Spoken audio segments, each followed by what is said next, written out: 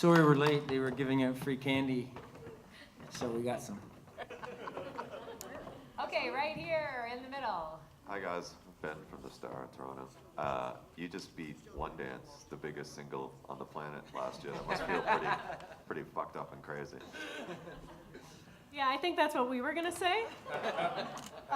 Like we are really legitimate. Like Simon doesn't have shoes on because we didn't think we were gonna win. And everyone says that maybe, but the nominees we were up against were so exceptional and huge and enormous, and it's just the Drake weekend, Alessia Cara, damn. But also, what we've heard is that if you beat Drake, you become Drake. So we're pretty excited about this next phase of our career. Thanks, everybody. We'll see you later. Okay, we have a question right over here on the right. Jeff Peltier, the Charlatan. I was kind of going to go with it, but Daryl, we spoke on Thursday at the Juno Cup practice. You were saying that in these categories you didn't know what your chances would be.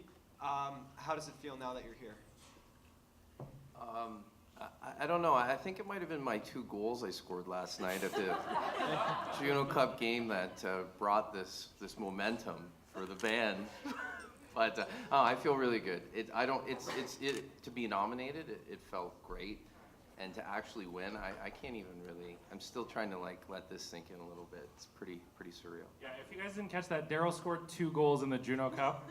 So this is like the second best night of his weekend. Hi.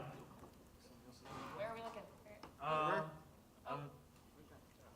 I think right over here, yeah. Can you tell me about when you quit your day jobs? Because I know John was at CBC with us online, and he quit his day job not too long ago. I'm just wondering when the rest of you quit your day jobs, because it's been a big year for you in the last little bit.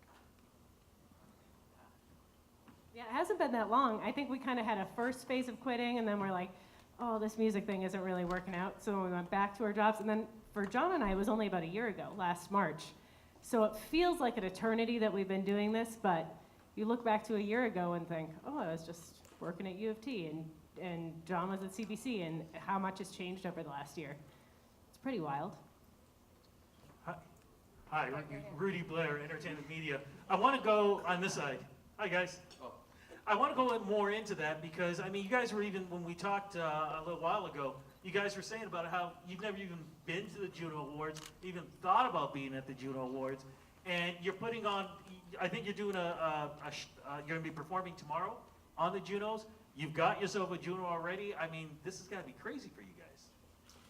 It's like super crazy, but the truth is, when we started out with this band about 8 years ago, and by the way, to answer your question, I borrowed $15,000 off my brother to survive for 2 years while I made this record, or the first record. So I wanted to throw that in. That's how I quit my job. But yeah, this is something we never expected. But to be honest, this is what we wanted right from the jump. When we started this band, we wanted to win Single of the Year at the Junos. I'm not kidding. It was every morning I woke up, I thought about the things that we need to do as a band and how hard we need to work, and winning Single of the Year at the Junos was one of the things that we wouldn't stop until we got. So it's truly magnificent. Bravo. We have a question actually who's right over here. I was pointing. Can we get the mic right there at the end? Yeah. So I looked up the video for Spirits, and I think it says 40 million views and counting. Talk to me about the pressure that comes with that kind of success, when you realize you got your finger into that plug, that you hit a vein, and then what you do after that. Do you replicate it, or you just thank the Spirits and try and move on? No, you don't thank the spirits and move on. It's funny, as the success grew, the pressure didn't ease off at all. It's still a constant wake up every day, and how are we going to make a better record? How are we going to make better songs? How are we going to improve our live show? How are we going to make touring work together with kids? It's just every day. It doesn't get any, like a weight off our shoulders. It's constantly thinking about the next thing and how we can improve and get better as a band and pay back my brother. You're right back here. Hey, Simon Andrelli from Live 85 New Cap Radio, right over here. Just to follow up on that and borrowing $15K from your brother, I read an interview a few months ago about how you mentioned that you finally got around to buying a reliable vehicle for your family and how that was like a huge boon for you as a musician, having to be able to do that. There's an honestness and an innocence that I think people find in the Strumbellas. Is that the kind of thing that makes its way into, also congratulations, sorry. Is that a thing that makes its way into how you guys write music? I mean, it's sort of like an everyman or every person type of music that you guys are writing. Yeah, I think for us it's been really surprising as we've been able to tour around how we have sort of this fan base that's not just, you know, people our age, but, you know, we have kids. We did a kid show today, you know, at the Junos, and we did a kid show at the Danforth Music Hall, and we're able to sell out. So it's really crazy how that's, you know, we've affected people. And I think it maybe because, you know, Simon and I are both fathers, and we all come from just varying backgrounds. It seems somehow we connect on certain levels with just this vast group of people. And maybe it is that our honesty on that level that shows that connection, because we sort of embrace our quirkiness and our weirdness, and it seems like other people are starting to embrace that too. So. Right here in front. Hey guys, right up front, Sherry from CTV Digital. Congratulations. So you won a Juno in 2014, so you know how this feels, but you just mentioned in your speech, this album's taking you really all over the world. What do you think it is about this album that's caught on with so many people, and how does this Juno win feel different maybe than the one in 2014 did? We were just, as we were walking in, we were reminiscing about the time we won Roots and Traditional Album of the Year, and that we came backstage and we came up here and then there were no questions because no one knew who we were.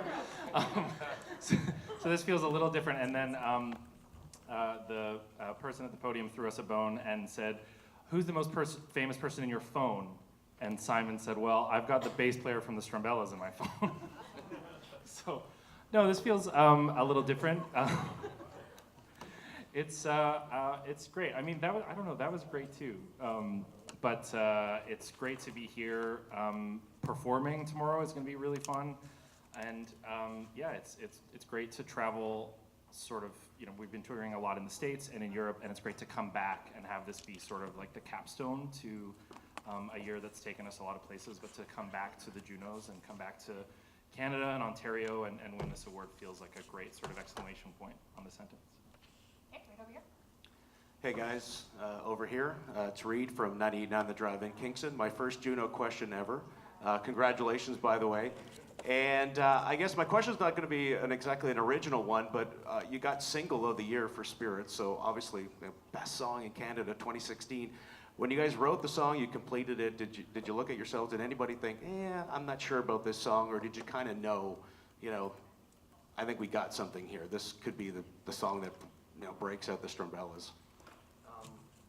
It was definitely one that we focused on in the studio. It was definitely one that, as we kind of mentioned a couple times before, Simon would be just jamming the riff backstage or in the van or whatever, and he'd kind of be driving us a little bit crazy with us, but it was, at the same time, it was just getting jammed in our heads, and we were just like, yeah, okay, there's something there. And I think it was like the first song that we tracked when we recorded, because we were just so excited about that one.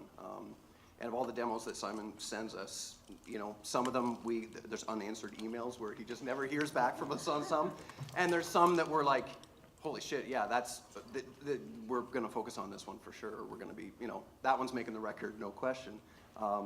So yeah, kind of having, I don't want to say we put all our eggs in one basket, but we were definitely felt most confident about Spirits, paid most attention to it when we were recording. So I think it paid off. I think it worked. Thank you. Hi, David Friend from the Canadian Press. What happened to your shoes? To be honest, sir, I was just eating dinner, and I took my shoes off, and I was like relaxing, chilling out, because I was like, I don't need to go anywhere tonight. We were up against, you know, Drake and The Weeknd, and so I just took my shoes off, and then right before the award, my wife goes, "You should put on your shoes, dude. Like, just, you know, 1 in a million chance you should put on your shoes." I was like, nah, trust me, we're not gonna win. It's all good. And so when we got excited for the award and they announced it, I jumped up and my chair fell back, and I just didn't have time because I have these new boots that take a long time to tie up. So If they're nice, they might be gone. yeah, do you want me to go longer on that, or do I feel?